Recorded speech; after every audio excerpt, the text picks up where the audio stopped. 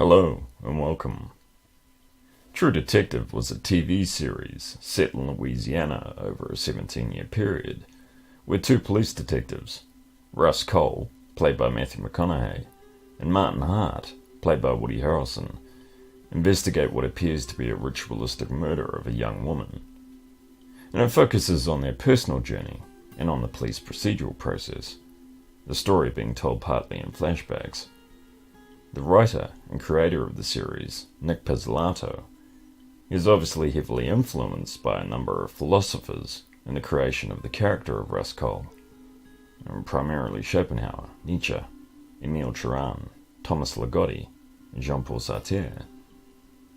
In the character of Russ Cole, he literally embodies their philosophy and evokes a dark narrative of brutal self-reflection. Now, he's a man standing at the precipice, haunted by the death of his daughter years before, and from his work as an undercover narcotics officer. It's the most fascinating characterization I've ever seen. He's a man in the throes of an existential crisis, not striving for meaning, but authenticity. He's fully aware, or as Russ Cole states when referring to human beings, we became too self-aware.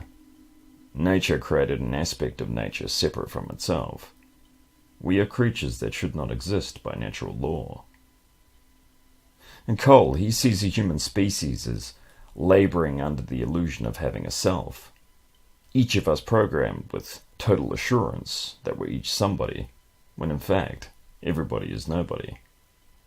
And that human consciousness is a tragic misstep in evolution. And that this evolution of conscious thought, this evolutionary mutation, as Ligotti sees it, it's the parent of all horrors. Cole, he sees humans as being trapped in a false reality. All of us so self-assured that we're all individuals who live our lives with purpose and meaning. And eventually, when we're forced to face the truth of our own reality, the strings, they get cut and we fall like puppets on a string. And Ligotti, he spoke of the horror and nothingness behind human existence, where there is nothing behind the facade other than a dark abyss. And this burden of consciousness, as Emile Cioran suggests, it would seem is much more than the thorn. It's the dagger in the flesh. And Cole, he's the definition of that existentialist dread. And he talks of the horror he's paid witness to while deep undercover, and it reads in his eyes. As one character states to Cole, I can see your soul at the edges of your eyes. It's corrosive, like acid. You got a demon in you. And Cole, he relays a story of a man having his face cut off with a scalpel on the Mexican border, who's then forced to watch his own mutilation and castration in front of a mirror while he bleeds out. But after all Cole has seen, it seems the greatest horror is the illusion itself. And he speaks of letting go in your final moments, how he's seen that peace in the eyes of those who died, and acceptance. And the memory of his daughter, it haunts him. And he justifies her death by viewing it as a painless deliverance, how it saved her from pain later in life, and from the damage and suffering we inflict on one another, especially from parent to child. Cole, he seems caught in a paradox. Does he seek deliverance from the illusion, from this mortal coil? Or is he ambivalent about his own mortality? Do we all exist and suffer in a dream? And death is the escape latch? For Cole, is it the question, does life have meaning? Or is he holding on to hope of deliverance? He's caught in a web, wrestling with his own mortality, and he's burnt out to the core. Aware that consciousness is a cross too heavy to bear, and that life has no meaning. And Cole, he talks of the hubris we all carry with us, that fragile, insatiable ego that has the audacity to yank a soul from non-existence into this meat thresher of a world. When that soul first opens its eyes and looks down the road of life, what does it see? A few meaningless convulsions and a final obliteration.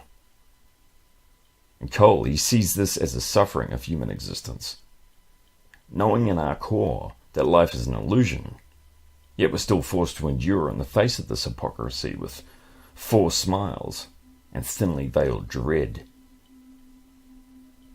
As Emile Turan stated, for the self-aware man, he starts over again every day, in spite of all he knows, against all he knows.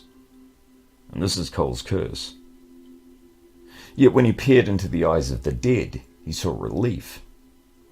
A realization, as he puts it, that all you know, all your love, all your hate, your memories, your pain, it was all the same thing. It was all the same dream. A dream that you had inside a locked room. A dream about being a person.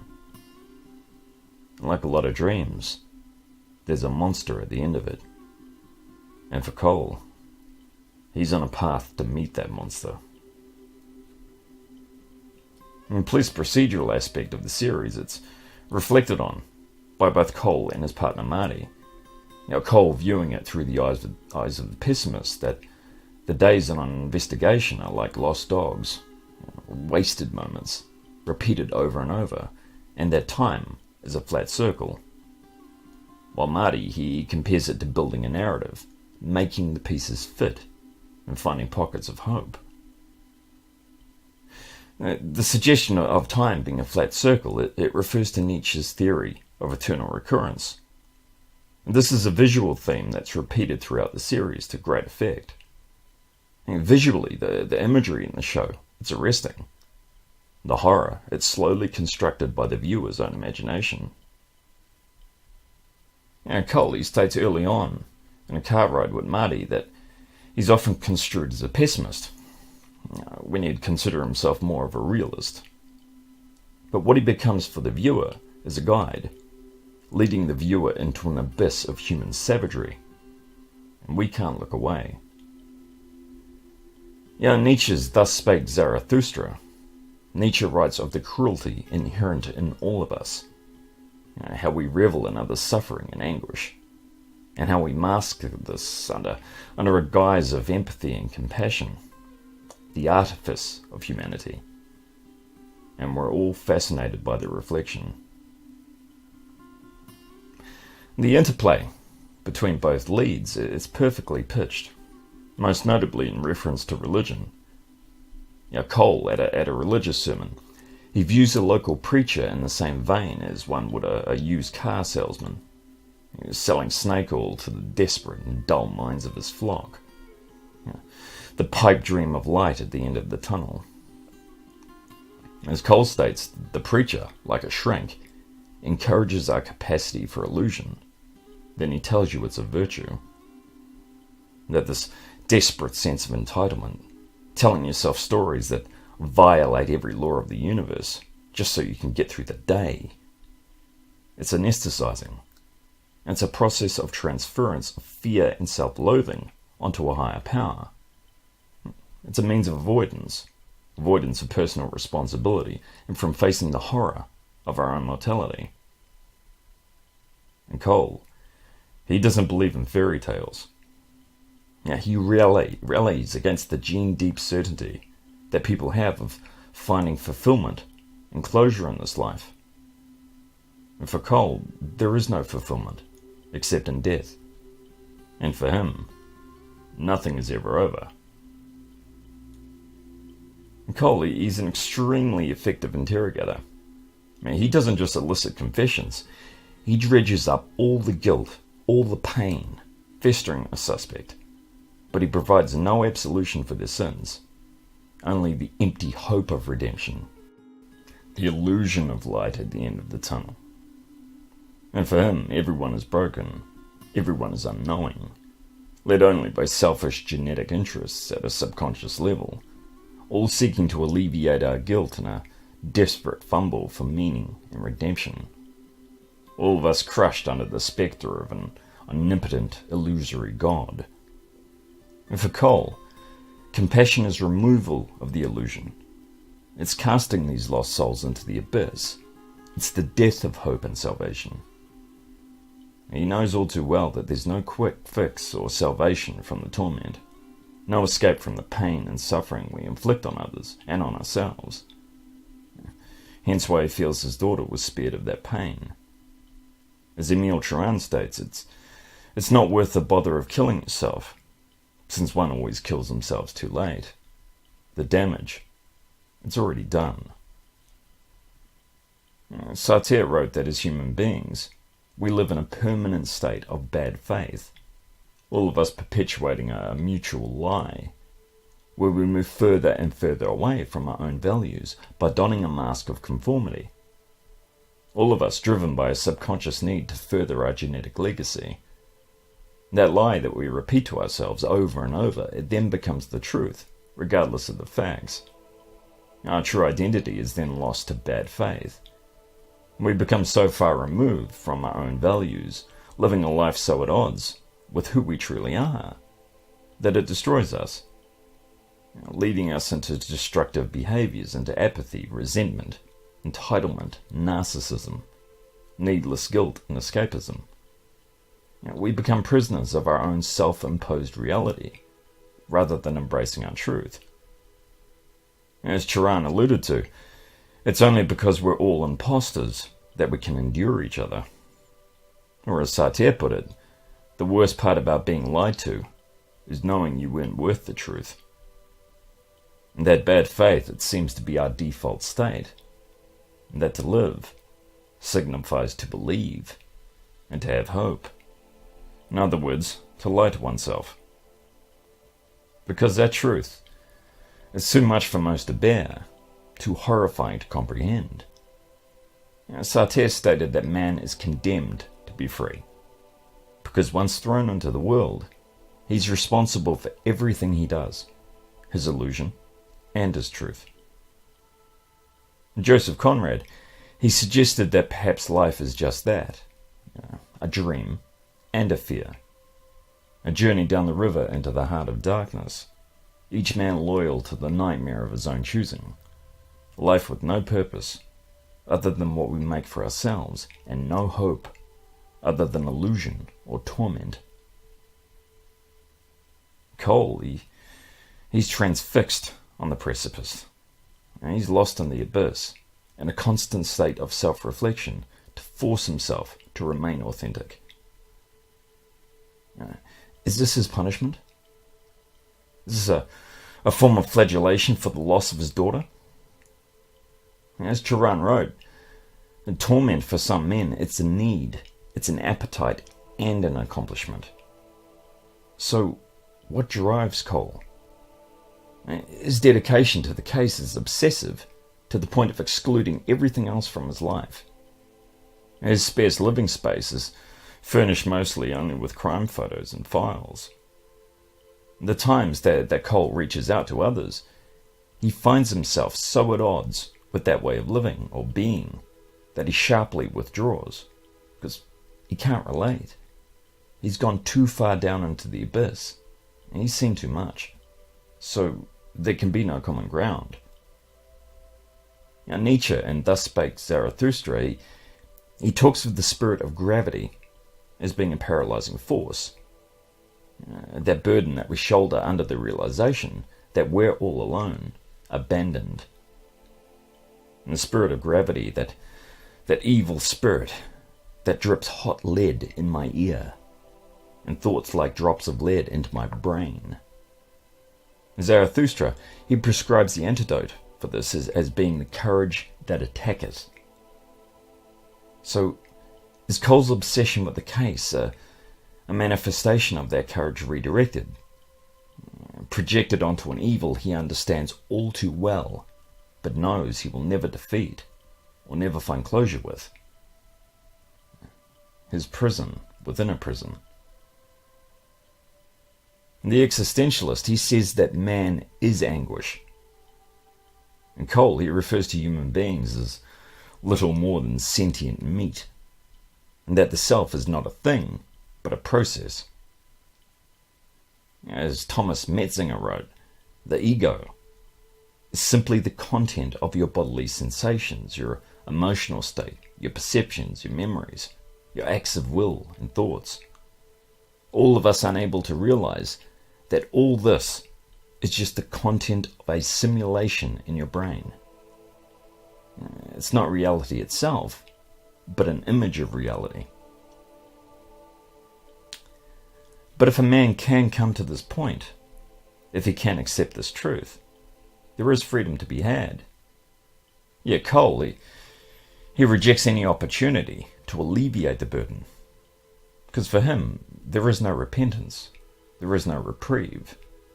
Just the horrible truth that all of us are nothing more than spoiling flesh on disintegrating bones, living without reason or purpose. And Cole, just as Joseph Conrad wrote, struggles with himself. Because in him we see a soul that knows no restraint, has no faith, and has no fear, yet struggles blindly with itself. A walking contradiction. The pessimist who seeks deliverance and meaning, seeking by the same token to end the suffering of those affected by this case. And yet Cole, just like us, he's a slave to that irresistible illusion. As Zarathustra spake, man is difficult to discover, and unto himself most difficult of all. There often lieth the spirit concerning the soul. So causes the spirit of gravity.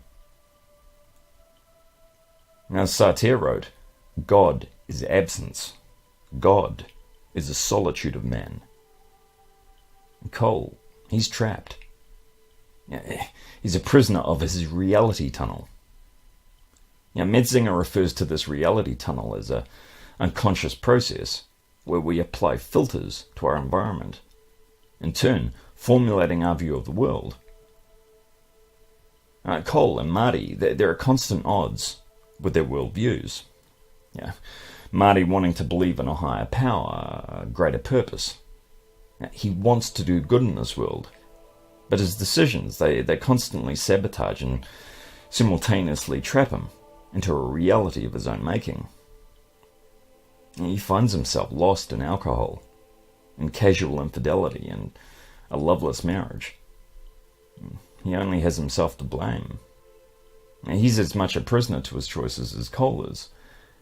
But for Marty, like most of us, the truth is too painful a thing to accept. So he's a stranger to his own values and his own truth. He's an empty reflection. As Metzinger wrote, behind every face there is a self. And we see the signal of consciousness in a gleaming eye, and we imagine some ethereal space beneath the vault of the skull, lit by shifting patterns of feeling and thought, charged with intention, an essence. But what do we find in that space behind the face? Because when we look, there's no one there. Burdened by the spirit of gravity, we hold ourselves accountable to a subjective morality of our own making. Now, all of us are affected at times by fear, by anxiety, depression. If we don't live up to expectations we enforce on ourselves to give our lives meaning, so we can achieve parity with or exceed the accomplishments of those around us.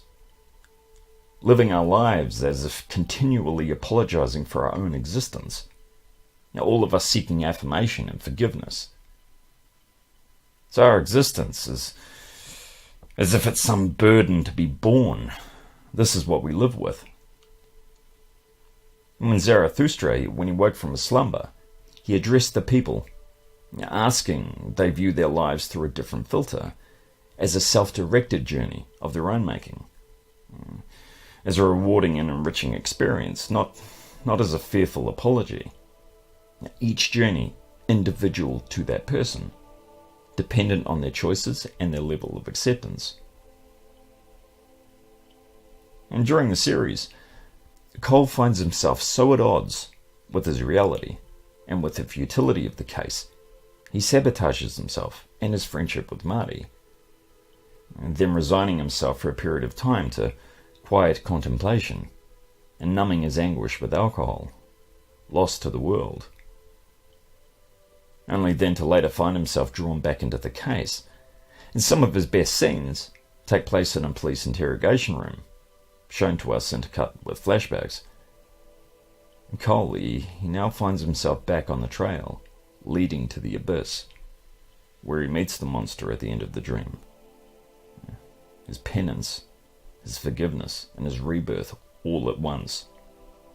And it's here, in this moment, that Cole discovers, as Sartre wrote, that life begins on the other side of despair. And Cole, he confronts evil in the abyss, and he finds affirmation in his existence. And he experiences a will to live authentically, with purpose and conviction. And in that moment, he finds peace and compassion for life. The illusion dissipates. The dream becomes reality. He lets go. He embraces his truth.